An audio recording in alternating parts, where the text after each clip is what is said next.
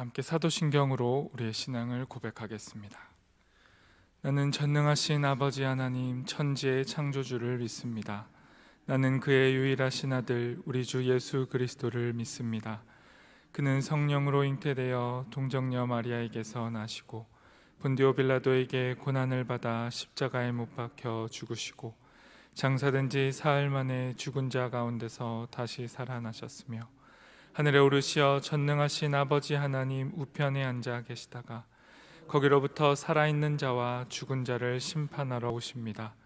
나는 성령을 믿으며 거룩한 공교회와 성도의 교제와 죄를 용서받는 것과 몸의 부활과 영생을 믿습니다.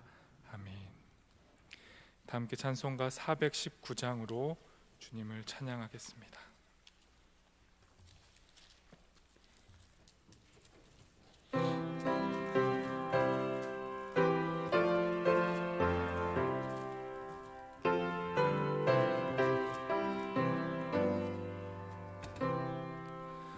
주 날개미 내가 편안히 쉬네. 밤 깊고 비바람 불어쳐도 아버지께서 날 지켜주시니 거기서 편안히 쉬리로다. 주 날개미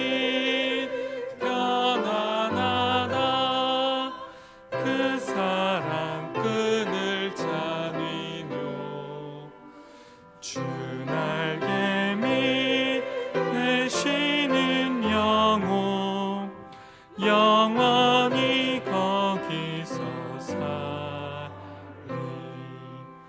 주 날개미 나의 피난처 되니 거기서 쉬기를 원하노라. 세상이 나를 위롭지 못하나 거기서 평화를 누리리라. 주 날개미 평안하다. 그 사랑 끈을 짜니뇨. 주 날개미 내 쉬는 영혼 영원히 거기서 살리.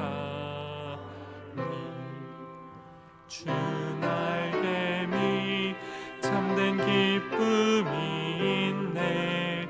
고달픈 세상 길 가는 동안 나 거기 숨어 돌보심을 받고 영원한 안식을 얻으리라. 주 날개미 평안하다. 그 사랑 끈을 짜니뇨. 주 날개미 내 쉬는 영혼 영원히 거기서 살리.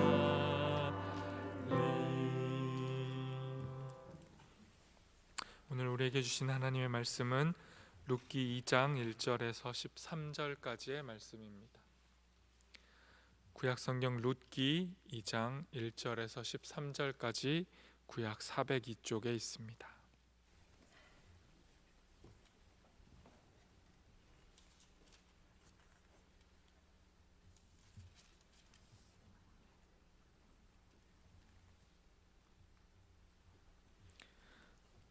저 여러분이 한 절씩 교독하도록 하겠습니다. 제가 먼저 하나님의 말씀을 읽습니다.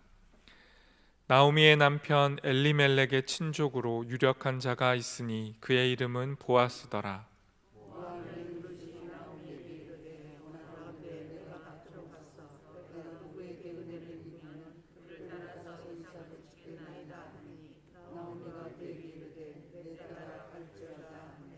룻이 가서 베는 자를 따라 밭에서 이삭을 줍는데 우연히 엘리멜렉의 친족 보아스에게 속한 밭에 이르렀더라.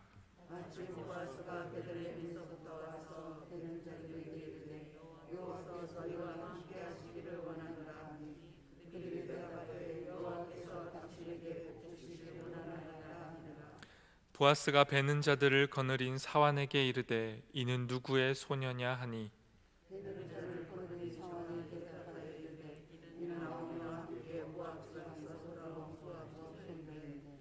그의 말이 나로 베는 자를 따라 단 사이에서 이삭을 줍게 하소서 하였고 아침부터 와서는 잠시 집에서 쉰 외에 지금까지 계속하는 중이니이다.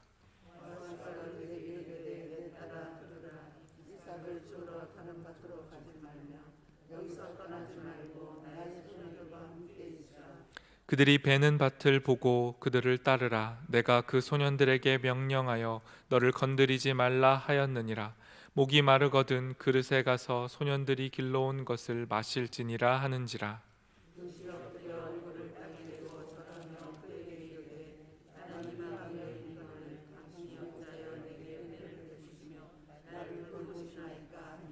보아스가 그에게 대답하여 이르되 내 남편이 죽은 후로 내가 시어머니에게 행한 모든 것과 내 부모와 고국을 떠나 전에 알지 못하던 백성에게로 온 일이 내게 분명히 알려졌느니라.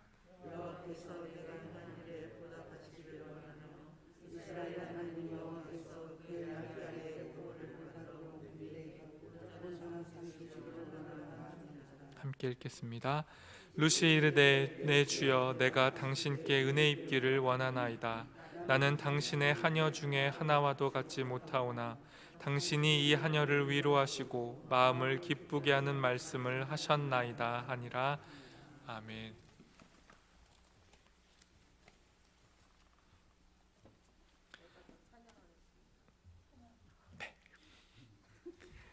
에바다 찬양대가 하나님께 찬양을 드리겠습니다.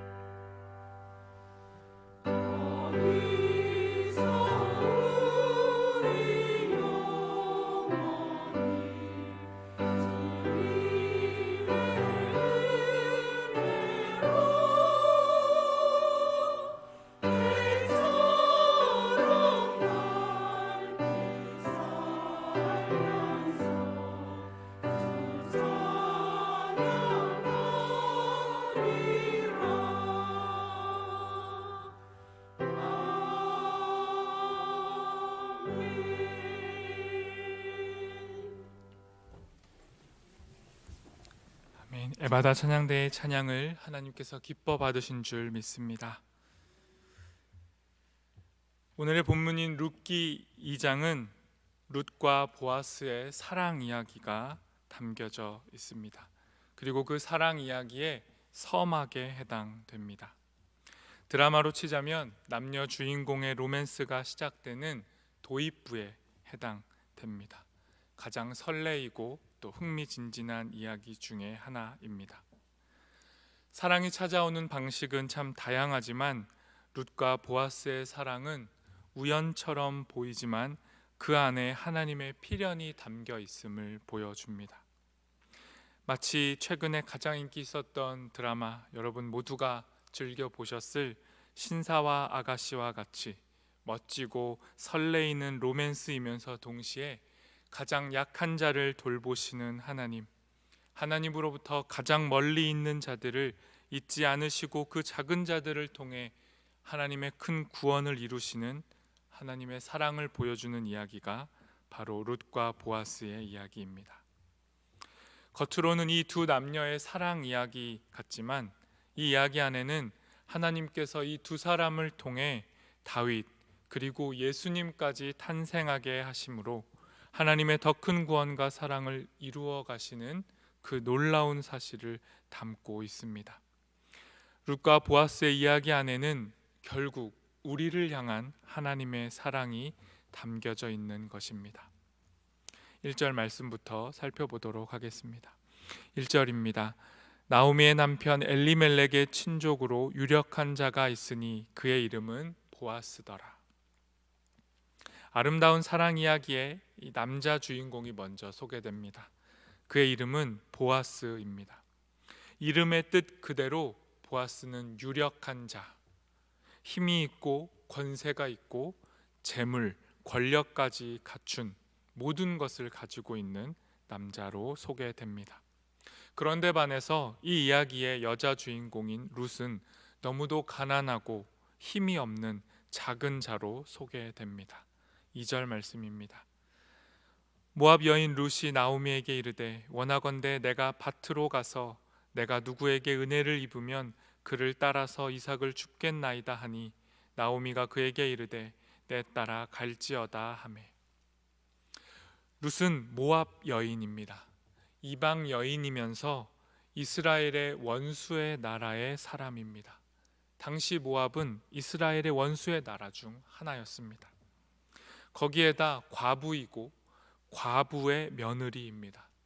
오늘날 기준으로 봐도 약자 중에 약자이고 매우 낯선 존재입니다. 그 누구도 관심 가져주지 않을 작고 작은 사람이 룻이고 또한 나오미였습니다. 아무도 돌봐주지 않는다고 해서 가만히 주저앉아 있을 수만은 없었습니다.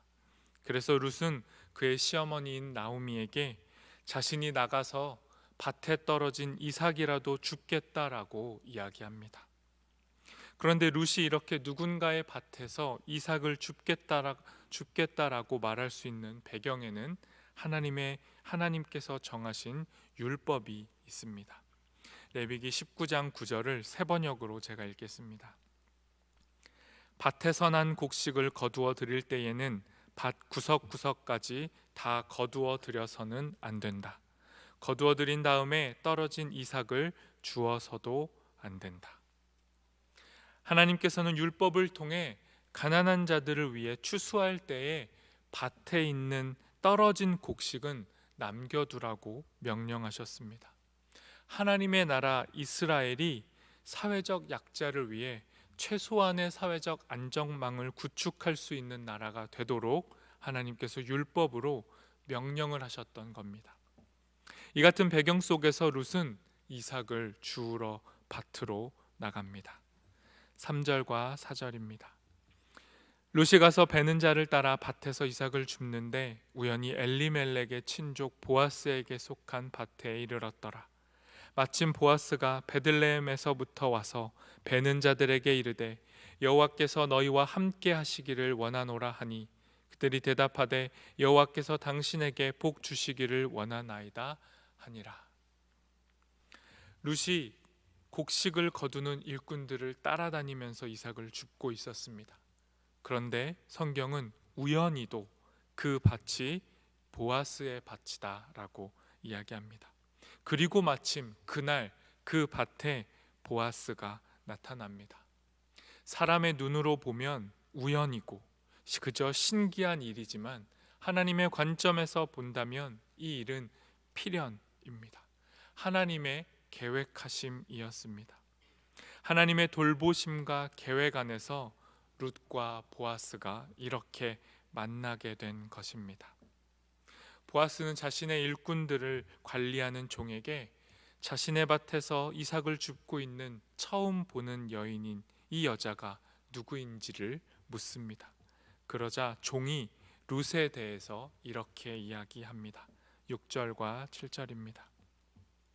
베는 자를 거느린 사환이 대답하여 이르되 이는 나오미와 함께 모압 지방에서 돌아온 모압 소녀인데 그의 말이 나로 베는 자를 따라 단 사이에서 이삭을 줍게 하소서 하였고 아침부터 와서는 잠시 집에서 쉰 외에 지금까지 계속하는 중이니이다.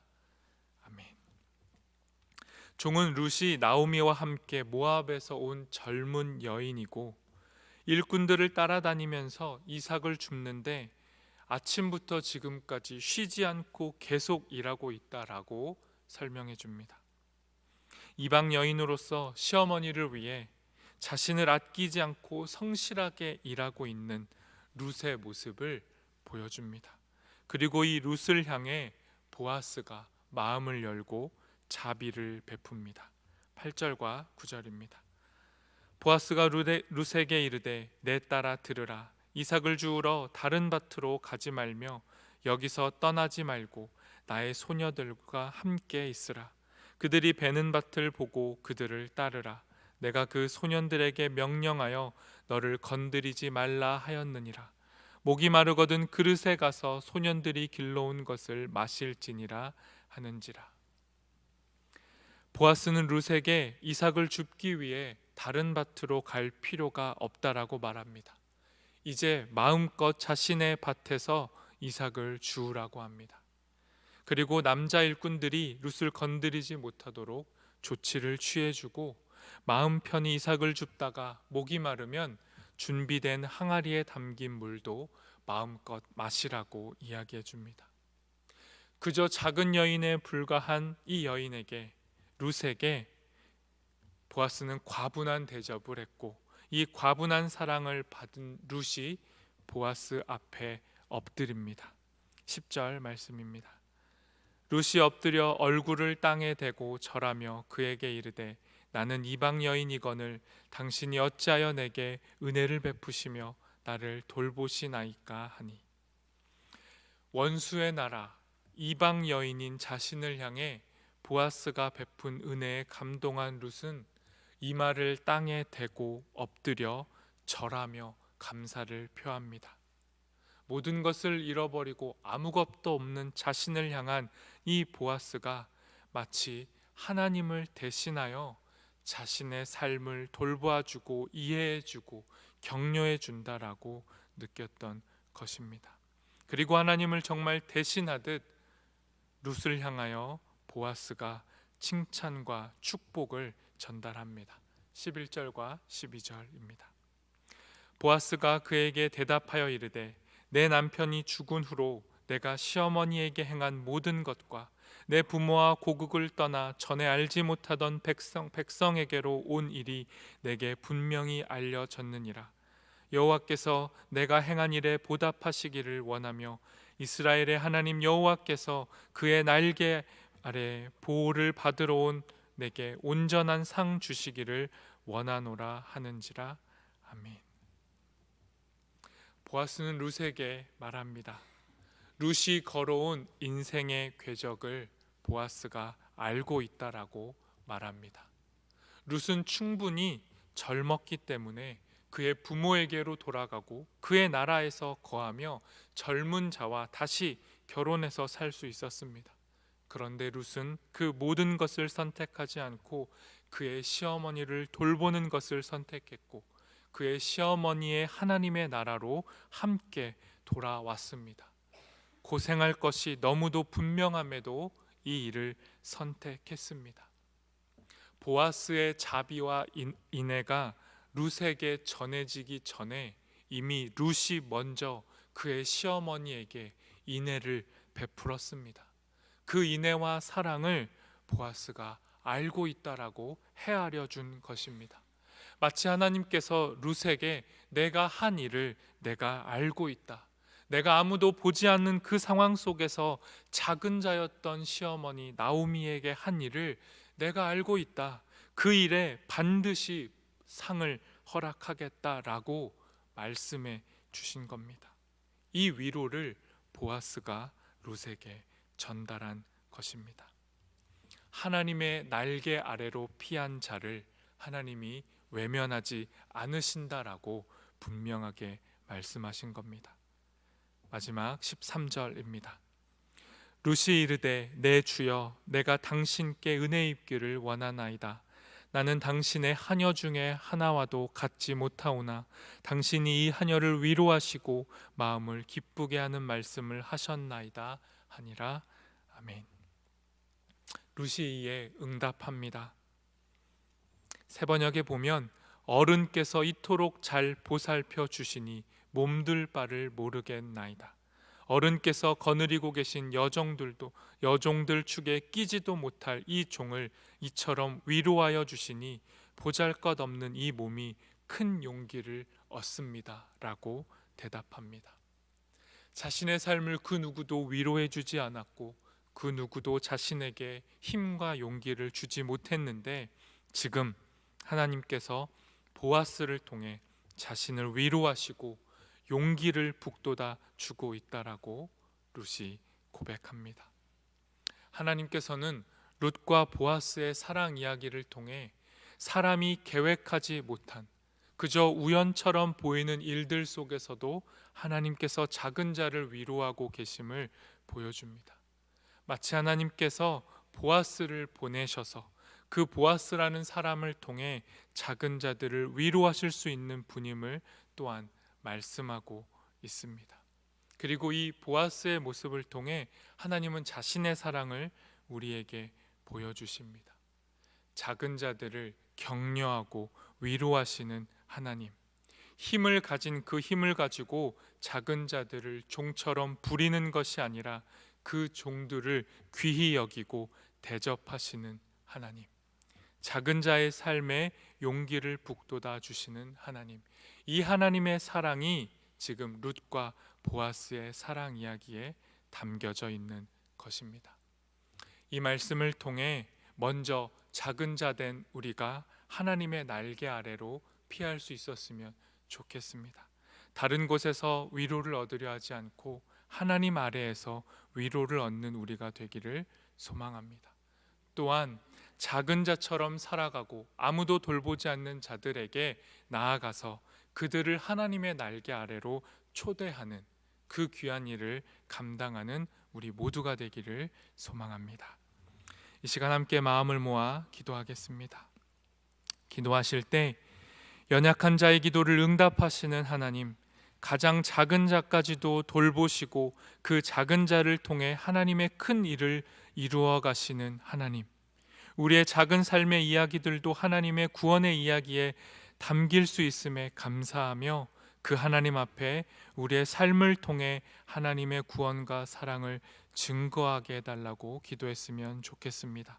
또한 우리가 처한 지금의 상황보다 하나님의 계획이 더 크심을 믿음으로 고백하기를 원합니다.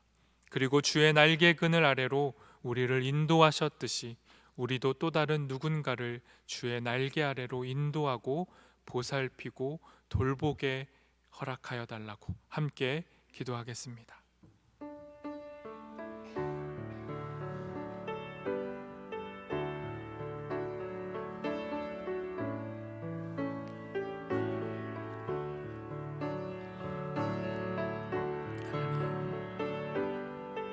우리를 돌보시는 하나님, 연약한 우리를 아시는 하나님, 룻이 아무도 보지 않는 곳에서도 그의 어머니에게 충실하였고 성실하였듯이 그가 작은 자에게, 슬픔 당한 자에게 자신도 고통스럽고 괴로움에도 자기의 슬픔에만 잠겨있지 않고 또 다른 누군가의 슬픔을 위로하였듯이 그가 베푼 인애와 자비가 바로 우리가 행할 인애와 자비임을 고백합니다. 주께서 우리의 상황을 아시고 우리의 작은 신음에도 응답하시오니 주님, 우리의 걸음걸음마다 마치 보아스를 통해 룻을 위로하셨듯이 우리의 삶에 위로를 허락하시고 주의 날개 아래로 피할 때마다 우리의 삶을 충족케 하시고 용기를 허락하여 주시옵소서. 하나님 감사합니다. 그 누구도 보지 않는 상황 속에서도 룻이 그의 시어머니에게 베푼 인애를 기억하시고 그 작은 사랑을 결코 작다 하지 않으시고 그 사랑에 응답하여 주시니 감사합니다. 하나님, 우리의 삶에도 보아스를 통해 룻에게 허락된 그 사랑이 우리의 삶에 충만하게 임하기를 소망합니다. 작은 신음소리에도 응답하여 주시고 우리의 연약함 속에 응답하셔서 주님의 놀라운 사랑으로 우리의 삶을 덮어 주시옵소서. 또한 주의 날개 그늘 아래로 피하기를 소망하고 있는 또 다른 작은 자들을 발견하게 하시고 그들도 주의 날개 아래로 피할 수 있도록 인도하는 보아스와 같은 사명과 역할을 감당하는 우리 모두가 되도록 허락하여 주시옵소서. 예수님의 이름으로 기도합니다. 아멘. 하늘에 계신 우리 아버지, 아버지의 이름을 거룩하게 하시며 아버지의 나라가 오게 하시며 아버지의 뜻이 하늘에서와 같이 땅에서도 이루어지게 하소서. 오늘 우리에게 일용할 양식을 주시고 우리가 우리에게 잘못한 사람을 용서하여 준 것 같이 우리 죄를 용서하여 주시고 우리를 시험에 빠지지 않게 하시고 악에서 구하소서. 나라와 권능과 영광이 영원히 아버지의 것입니다. 아멘.